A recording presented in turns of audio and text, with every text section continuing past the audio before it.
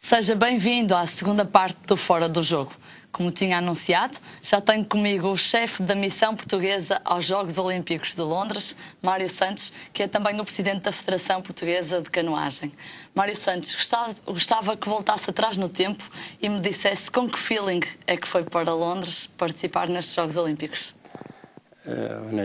O feeling que fui para Londres era de conseguirmos surpreender, de dar a conhecer aos portugueses muitos dos nossos atletas, aquilo que era o esforço deles, e sairmos de lá com a consciência tranquila de termos feito aquilo que era o nosso melhor e, acima de tudo, que o desporto e a participação olímpica fosse mais valorizada e valorizados também os resultados dos nossos atletas e, acima de tudo, todo o esforço que é necessário para chegar aos Jogos Olímpicos e ainda mais para conseguir resultados de mérito. As expectativas eram elevadas no que dizia respeito a medalhas, mas Portugal não correspondeu. Porquê, Mário? Eu penso que isso foi uma ideia que se criou, que as expectativas eram elevadas, apesar de formalmente, e aquilo que era o contrato que estava subjacente à preparação olímpica, não prever nenhuma medalha, nem havia objetivos definidos de medalhas.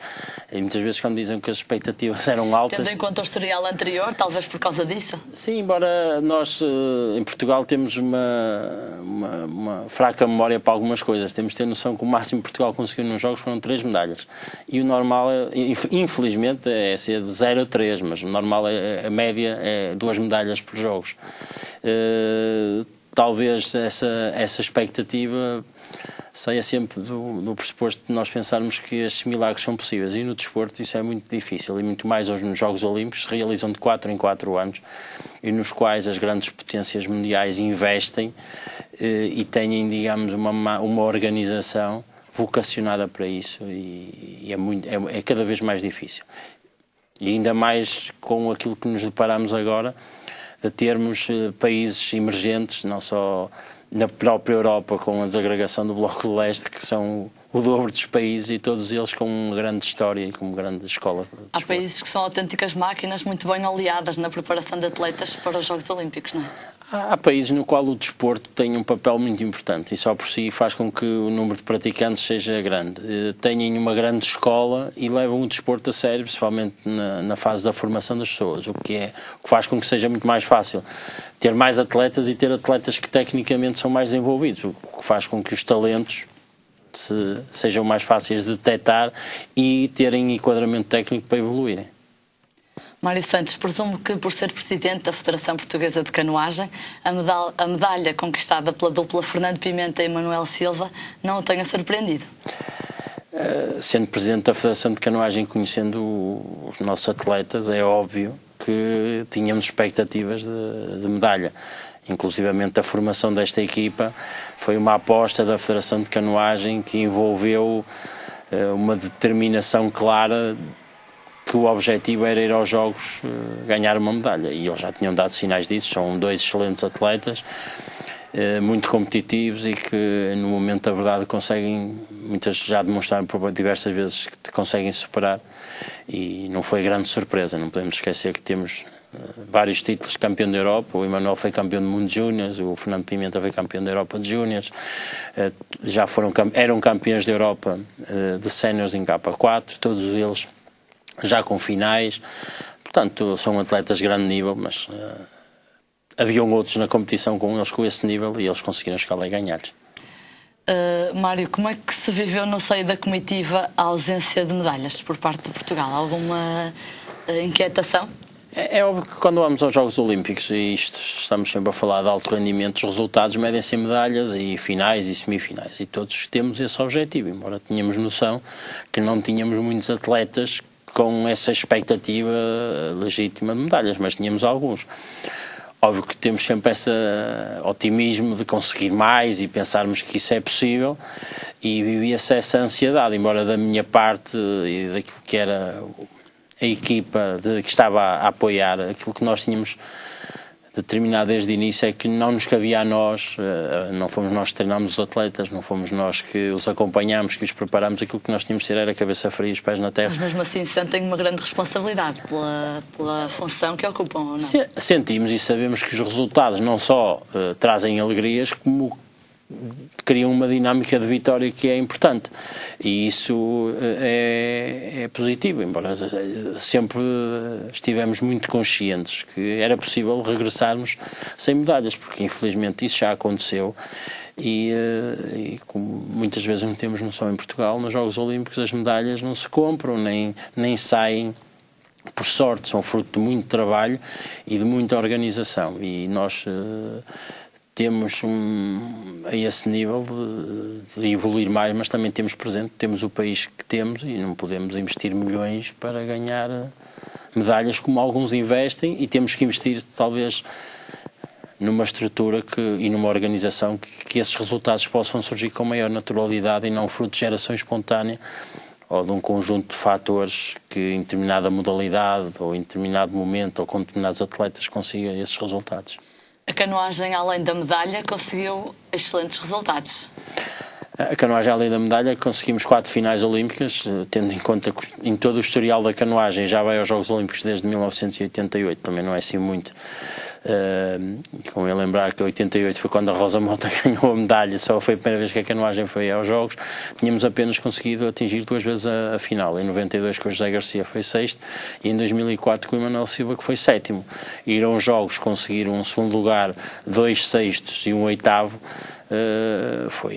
foram bons resultados para a modalidade e foi um momento de afirmação, embora não uma surpresa para quem conheça a realidade da canoagem portuguesa e os resultados que temos obtido, porque nós nos últimos 7 anos conquistamos mais de 50 medalhas em provas internacionais, campeonatos do mundo, campeonatos da Europa e taças do mundo. Não foi uma surpresa para si, portanto, na qualidade de Presidente da Federação Portuguesa de Canoagem? Não, nem a medalha, nem essas finais. Todos esses atletas, é preciso termos presente que estes atletas, para se qualificar para os Jogos Olímpicos, muitos portugueses não têm noção disto, um K2 para se qualificar diretamente para os Jogos Olímpicos, ou fica nos 6 primeiros no Campeonato do Mundo, e é só numa prova no ano anterior, ou no ano dos Jogos, foi o caso do Emanuel e do Fernando, tem que ganhar a qualificatória, a prova de qualificação europeia. Mário, Nelson Évora, Naide Gomes, Francis Albuquerque fizeram falta nestes Jogos Olímpicos de Londres? Eu penso que todos os atletas com o currículo que esses atletas que citou fazem sempre falta, por 2 motivos, para já, porque são atletas que dão sempre expectativas de resultados e têm talento para conseguir grandes resultados e constituem sempre uma experiência e uma motivação dentro da equipa. Mas quem está no desporto sabe que esse tipo de infortúnios acontecem, é normal, acontecem em todas as equipas, na nossa sente-se mais porque o grupo é mais reduzido. O balanço final que faz da participação de Portugal é, portanto, positivo?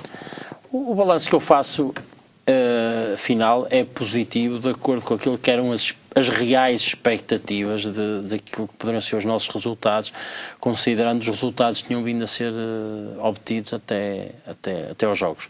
Ou seja, tivemos muitos resultados de atletas que conseguiram superar aquilo que era o seu melhor resultado. Obviamente que nós queríamos mais, todos nós queríamos medalhas, mas temos que pensar que temos que nos organizar e ter uma organização e definir, voltando à pergunta inicial, definir claramente quais é que são as nossas expectativas e reais objetivos de medalhas e da participação olímpica, que não se pode confundir com a prática de desporto em massa. E é preciso definirmos esses objetivos e saber se temos meios para os atingir, mas acima de tudo defini-los e sermos realistas, porque quando nos comparamos com outros países que ganham muitas medalhas, esses países não pretendem participar em todas as disciplinas nem ganhar medalhas em todas as disciplinas. Há países que participam em muito poucas e apostam muito nessas disciplinas para ganhar medalhas olímpicas, o que não quer dizer que depois não tenham uma prática desportiva de muitas outras modalidades, mas o alto rendimento reduz no final, numa participação olímpica, quando falamos de resultados, é nas medalhas essencialmente e depois nas finais, mas acima de tudo nas medalhas. E Portugal tem talento e penso que a questão não é o talento dos atletas nem a sua forma de estar, é uma organização que permita lá chegar. Mário Santos, estes Jogos Olímpicos foram também marcados por alguns momentos menos bons. Como é que no seio de toda a comitiva portuguesa se consegue ultrapassar esses momentos? Acima de tudo, esses momentos menos bons, nós, em primeiro lugar, temos de estar preparados que eles vão acontecer. Não é? É inevitável tudo correr bem, e isso, a não ser que estejamos completamente desligados da realidade, vamos pensar que tudo correu bem, que vai correr bem, é impossível. Estamos preparados para isso. Termos mecanismos para lutar e saber qual é que vai ser a resposta perante essas dificuldades. Óbvio que há algumas que não estamos preparados e não pensamos que possam acontecer, mas também acontecem. Reagirmos e nunca esquecer algo que é fundamental. Quando essas coisas acontecem, há muitos atletas que ainda estão em Portugal e ainda vão, neste caso, ainda iam para Londres para competir. E trabalhar de forma a que esses atletas tenham exatamente o mesmo enquadramento e a mesma resposta de parte de quem está a liderar a equipa para competir e ir lá fazer o seu melhor resultado. E penso que foi isso que tentámos fazer e encararmos sempre esses problemas como naturais e, acima de tudo, aprender com eles para que não se voltem a repetir. Porque mais grave que eles acontecerem é se eles voltarem a acontecer. O que é que, em termos de Comitê Olímpico, se pode fazer para que isso não aconteça, por exemplo, em 2016? Acima de tudo, o que nós poderemos fazer é definir, isto não tem a ver só com o Comitê Olímpico, tem a ver com uma decisão política, definir o que é que Portugal quer da sua participação olímpica a nível de objetivos.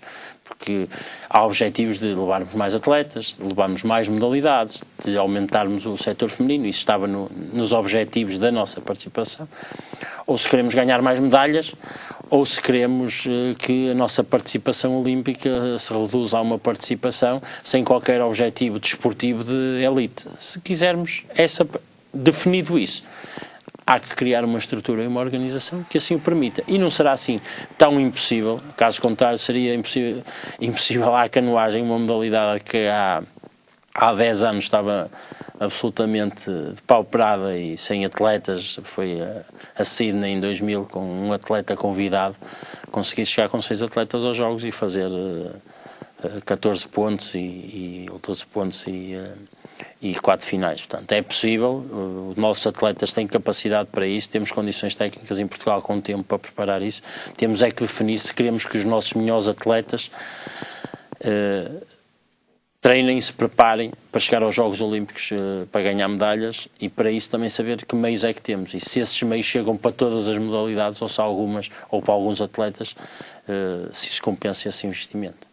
Mário, recentemente foi inaugurada uma nova sede da Federação Portuguesa de Canoagem, em Oliveira do Douro, penso eu. Exatamente, em Oliveira do Douro. Quais são as expectativas? Que feitos gostavam que aquela casa recebesse? Não, foi algo muito importante e deixar aqui a palavra de agradecimento à Câmara Municipal de Vila Nova de Gaia, sem eles seria impossível. A Federação de Canoagem, desde há muito, lutava por esse objetivo. Tínhamos uma sala com 30 metros, conseguimos nestes últimos anos essa sede que nos permite ter uma outra organização, um espaço para a organização de provas, para a nossa formação, para centro de estágio, ginásio, local em breve de formação de atletas na canoagem, escola de canoagem, e apoiar os nossos clubes e dar uma resposta a tudo isso e, acima de tudo, umas instalações únicas e sem um custo elevado para a Federação, porque é algo que nos tem preocupado nos últimos anos, é não carregar aquilo que é os meios da Federação com a estrutura, e permitiu-nos ter uma sede única com essas características junto à água e que nos tem uma polivalência brutal, e esperamos agora com mais algum tempo poder usufruir ao máximo daquela infraestrutura espetacular. Podemos contar com mais alegrias por parte da canoagem nos próximos anos?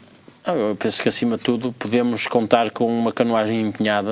Esta equipa é muito jovem, temos outros atletas. Este ano decorreu em Portugal o Campeonato da Europa Júnior Sub-23, num ano em que não houve Mundial, e a Europa ganha 90%, agora já 90% das medalhas em campeonatos nos Jogos Olímpicos. Podemos contar e conseguimos ganhar medalhas e muitas finais. Portanto, é uma modalidade em franca expansão e com muitos talentos.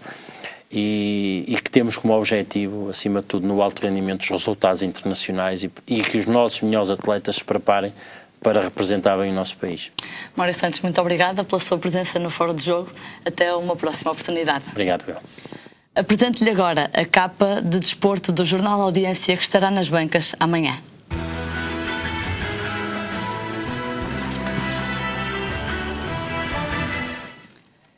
Podemos ver que o grande destaque fotográfico é dedicado à final da Supertaça de Futsal, que se realizou ontem em Matosinhos. O título desta manchete é "Águias agarram mais um título". No canto superior esquerdo desta capa de desporto do jornal Audiência, podemos ver uma referência à segunda liga. Leixões deixa fugir a liderança e na segunda divisão, Boa Vista começa a meio gás. Ainda também uma referência à terceira divisão, com o título Salgueiros 08 e Grijó apresentam credenciais. Mais abaixo, destaque para o desporto motorizado. Vemos que foram encontrados os campeões de off-road 2012 e à direita, em baixo também, temos um convite para a festa do nono aniversário do jornal Audiência, que se realiza no próximo dia 11 de setembro no auditório da Junta de Freguesia de Oliveira do Douro.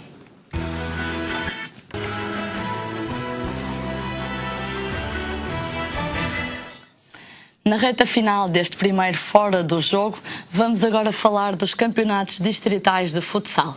Comigo tenho Johnny Lino, jornalista do jornal Audiência, que nos vai dar conta das notícias que marcaram o Desporto Rei, ainda antes, o Desporto Rei dos distritais, convém salientar, ainda antes do arranque dos campeonatos, Johnny. Sim, antes de mais, boa noite a todos os telespectadores. O ponto alto deste fim de semana foi, de facto, o jogo entre o Pedroso e o Lusitano de Santa Cruz, que veio proporcionar à equipa gaiense a subida à primeira distrital. Portanto, foi um jogo que foi necessário fazer devido às equipas que foram promovidas administrativamente. Portanto, entre os dois quintos classificados da segunda distrital. O Pedroso acabou por ganhar já no prolongamento por 4-1 e acho que justamente conseguiu a promoção que já ambicionava há 4 épocas e que vinha sucessivamente perdendo já muito perto do fim do campeonato essa possibilidade. Nas épocas passadas tinha sido sempre por uma unha negra que o Pedroso não tinha subido. Sim, nas últimas 4 temporadas foi mesmo por uma unha negra. Ficava em terceiro, só subiam os 2 primeiros, ficava em quarto, só subiam os 3 primeiros. Houve sempre algumas situações que não permitiram ao Pedroso já participar nesta divisão há mais tempo. Johnny, a época está quase a começar. Quais são as novidades quanto ao mercado de transferências? Como é que tudo está a desenrolar? Faltam 2 semanas ainda para o início dos campeonatos, portanto a divisão de honra vai começar a 16 de setembro, assim como a primeira distrital. Há muitas movimentações, há alguns clubes que já têm os seus plantéis fechados, há outros que ainda estão a reformular. Destaco neste pequeno particular o Clube Desportivo Candal, que com 15 novos jogadores tem já o seu plantel pronto para começar o campeonato. Os Dragões Sandinenses também já fecharam o plantel, estão com um plantel algo reformulado depois da saída do Ricardo Jorge na última temporada. O Tozé também é o novo treinador da equipa. No passado domingo eles apresentaram-se contra o Boa Vista, venceram por 2-1, fizeram um bom jogo de futebol. Portanto, as expectativas naquele clube, tanto num como no outro, estão altas para bons campeonatos. Há também a destacar o Valadares na primeira distrital. A equipa subiu na última temporada, foi campeã de série e campeã da segunda divisão distrital, aposta num campeonato tranquilo e numa posição entre os 5 primeiros classificados. Johnny, relativamente a este ano houve novas regras relativamente ao mercado das camadas jovens. Tens alguma coisa a dizer-nos sobre isso? Portanto, isto foi uma lei que saiu portanto, há pouco tempo, permite aos jogadores da estrutura jovem do futebol transitarem de clubes para outros sem que os clubes que os formaram sejam, portanto, ressarcidos dessa formação. Julgo que isto é um pouco um convite aos clubes grandes virem buscar valores e não pagarem por eles. Depois também há sempre as questões éticas. Normalmente os clubes conversam entre si e acabam por acordar um valor, nem que seja um jogo, entre eles para compensar essas perdas. Mas acho que vem afetar principalmente os clubes formadores. Em Gaia temos muitos, temos o Candal, que aposta muito na formação, temos também o Coimbrões, que nos últimos anos tem posto muitos jogadores nos clubes grandes, ainda neste defeso mandou 2 jogadores para as camadas jovens do Futebol Clube do Porto. Mas lá está, se houver algum clube que tenha algum interesse e não queira comunicar esse interesse, pode perfeitamente levar o jogador sem nenhuma contrapartida. Até aqui havia muitos clubes que se davam ao luxo de prender jovens talentos e que não permitiam que muitas vezes eles voassem e dessem saltos maiores. Sim, isso também é outra. Esta lei acaba por ter esse binómio assim um bocado esquisito de, por um lado, fomenta aos clubes grandes poderem levar os jogadores sem nenhuma contrapartida. Por outro lado, permite aos jogadores não ficarem presos a um clube. No futebol distrital usa-se as cartas e às vezes havia clubes que não libertavam os jogadores assim muito facilmente. Mas acho que conversando numa base de entendimento as coisas acabam por ficar em condições. Eu lembro que o Johnny é também o responsável pelo blog A Bola é Redonda. Johnny, assim, alguma, talvez até fora dos distritais, alguma novidade que tenhas colocado recentemente no teu blog que queiras partilhar com os telespectadores da RTV? Curiosamente, neste momento ainda não, porque ainda não tive tempo de o fazer.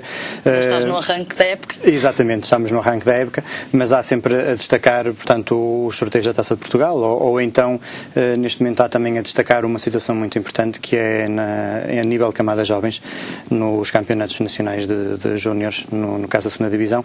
Pela primeira vez na história do Conselho existem duas equipas a disputar essa competição, que é o Candal e o Canidelo, e ambos começaram o campeonato no passado sábado.